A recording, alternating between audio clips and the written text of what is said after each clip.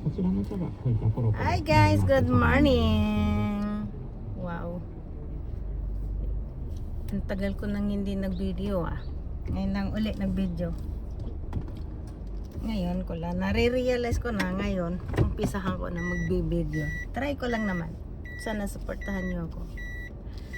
Papunta ako ngayon sa aking anak. Susunduin ko. Punta ko ng Matsida. Siguro pag hindi traffic, mga 1 hour mahigit. Or hindi naman, 40 minutes. Ganyan. Okay, tara, let's! Samahan niyo ako ha. Atras lang ako. Okay. Okay. Okay.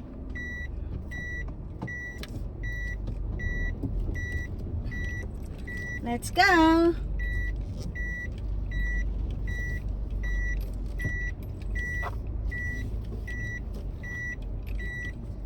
Parang hindi maganda yung aking outfit ngayon na. Pagpasinsahan nyo na ha.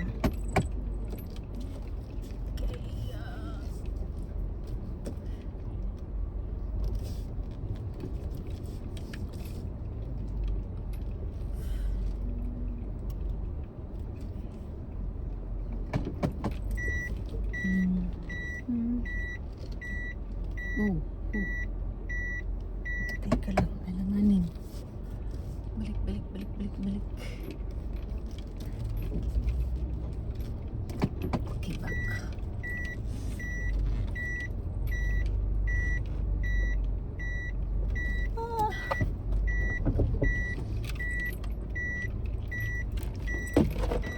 Hindi ko makita.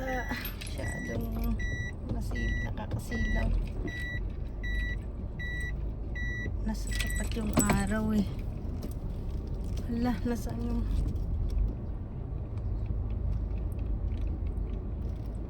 Okay.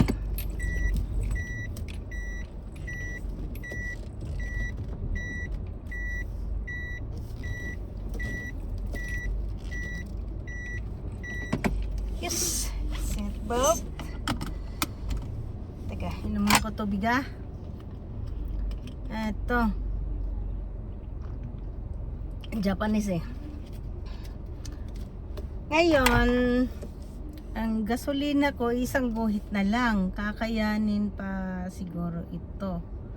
Or magpagas ako. Iniisip ko kasi na mag-vlog. Dalawa pinagpipilian ko eh. Kung mag-komentaryo ako sa gobyerno natin or yung lifestyle ko dito sa Japan. Pinagpilian ko yan kaya medyo ako nawala, medyo natagal. Ngayon, dinicide ko na i-vlog ko na lang yung lifestyle dito sa Japan. Yun na lang ang tinatry ko kasi ang gulo ng ng Pilipinas sa atin eh. Halos nakaka-frustrate talaga. Ang parang masabi mo na no mercy. Nangyari ang government sa BBM government ngayon. Wala. Grabe. Lantaran pagnanakaw. Tapos yung mga stream media din hindi rin nila binabalita. Ang tinitira ngayon nila si Inday Sara, which is alam naman nating lahat na yan, walang kuha na ang liquidate dyan, walang ginamit sa tama. Teka, alis muna tayo. Let's go.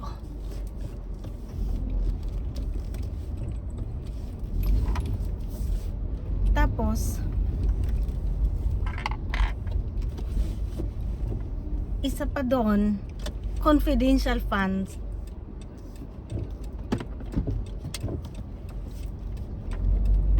Diba? Confidential nga eh. Tanga lang eh, no? Ay, Diyos ko. Kaya walang mangyayari sa Pilipinas yung siguro pag bago matapos yung termino ni BBM. Ewan ko kung may Pilipinas pa. Wala na Pilipinas, wala na siguro. Sana wag naman mangyari 'yon. Wala eh.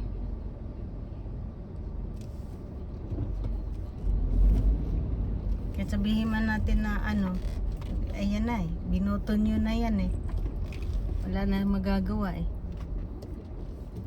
Hindi na maibalik. Tsaka isa pa si Tatay Digong, kung tingnan nyo kung anong ginawa nila. Kawawa yung matanda. Okay, hanggang doon lang ang comment ko. Medyo haba-haba din yun. Kaso nga lang, masakit nga talaga sa ulo minsan pag iniisip mo. Ngayon, eto na tayo. Ito yung lifestyle na tayo sa Japan. Buti pa sa Japan. Ang bago nilang ngayon. Pasensya na kayo kasi Bisaya kasi ako eh. Ang nila ngayon, bagong Prime Minister ay babae. Which maganda, siya maayos, magpalakad. Sana yung talagang yung bago siya umupo, yung kanyang plataforma magawa niya. At sana mas madami din susuporta sa kanya. Yan sa leaning din ni Abi Sang eh. Kaya mas okay siguro yan.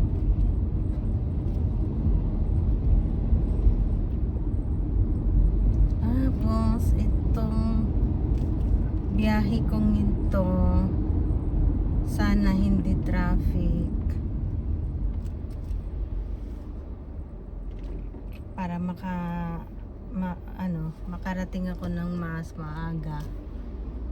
Tapos bukas celebration ng mga sa Japanese Seizenski. Yan, ibig sabihin 20 years old naman. Lahat na yan, babae, lalaki. Celebrate yan sila. Ceremony, mauuna dito sa lugar namin.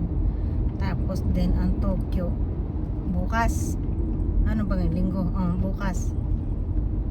Ang init, masakit sa pisngi yung sinag ng araw.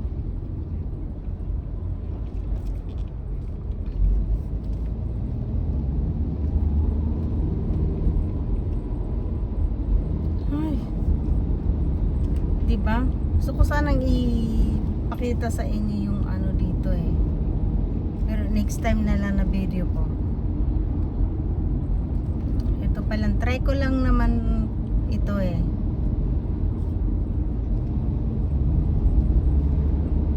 Panibagong taon. Pero ang Pilipinas walang pagbabago. Ganun pa rin. Magnanakaw pa rin yung nandyan lahat. Ay, hindi naman lahat, siguro 1%. Sasabi mo 1% lang yung matino dyan, lalo na yan sa Kongreso. My goodness, ipana ng mga dyan.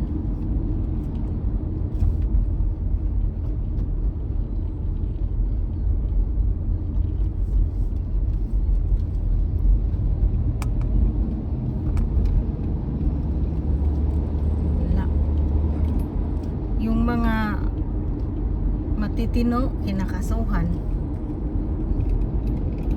hinahanapan ng kaso, pero yung may mga kaso inaabsuelto. Saan ka pa? Tawag mo talaga no mercy talaga eh.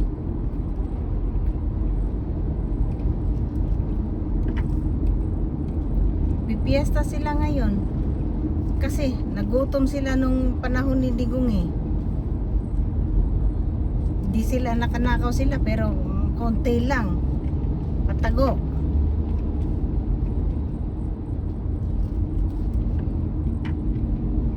Pero ngayon wala, want to sawa,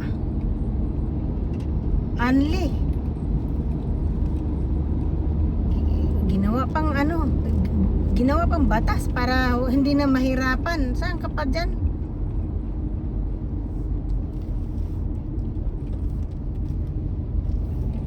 Tayo, hirap na hirap tayo. Hirap na hirap tayo magbayad ng ano, ng tax taon-taon. Ang pera natin, lalo na sa mga LGU, naku po. Kakapal din ng mga mukha eh. Ang ina talaga eh, alam mo kahit sinong matino. Dadaan lang anak kong gasoline station kasi wala, parang wala akong tiwala sa gasolina kung natira. Although aabot ito, kaso nga lang ayoko ng masaid. Hindi maganda sa makina, madaling ang makina. Ayun, balik tayo sa sabi ko hindi ako magko-comment sa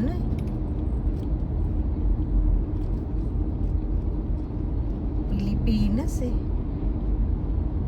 So nga lang maka-comment ka talaga, hindi mo mapigilan eh. Mga nangyayari.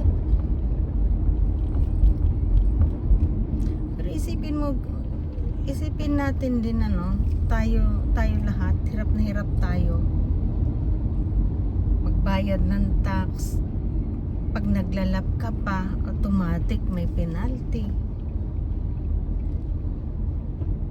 Pag hindi ka sa tamang tapos lang ginawa nila ang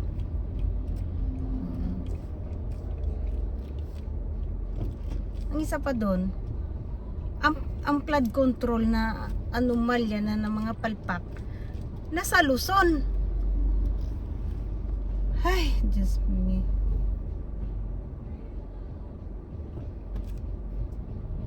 Tapos ang sisilipin nila ang nasa Davao na matino naman mga flood control sa mga concrete ang doon.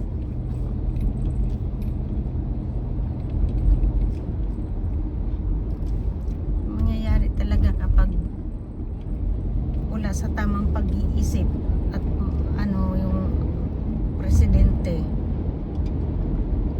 Ganyan talaga, magkawindang-windang talaga mga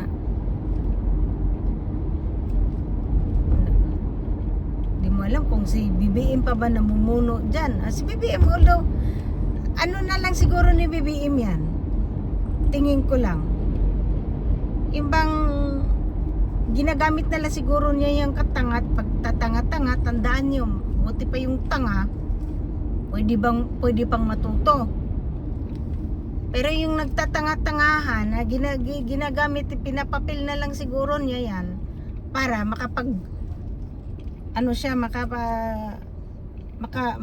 tawag nito, yung kanyang gustong mangyari makuha niya.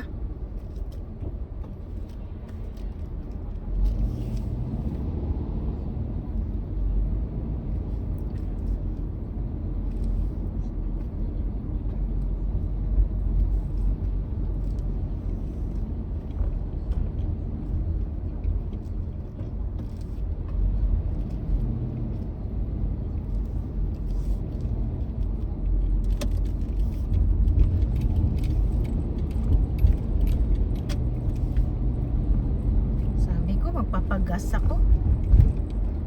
Medyo mahaba-haba na pala itong vlog ko. Sabi ko konti lang, umabot pala ng 14 minutes.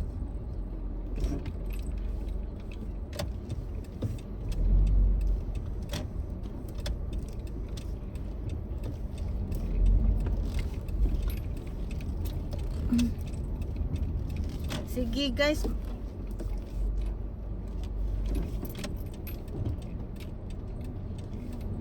ko uli muna to. Lang kasi hindi kailangan ko muna lumiko. Sige, sa susunod uli ko na vlog, sana po suportahan nyo ako. Okay lang mga bashers, wala na tayong magagawa. Talagang kahit sabihin mo sakit sila sa ulo, ay wala, ang tao ngayon pera-pera na lang eh. Pag wala kang pera sa panahong ito, wala, tae ka. Sige, sa susunod po. Bye!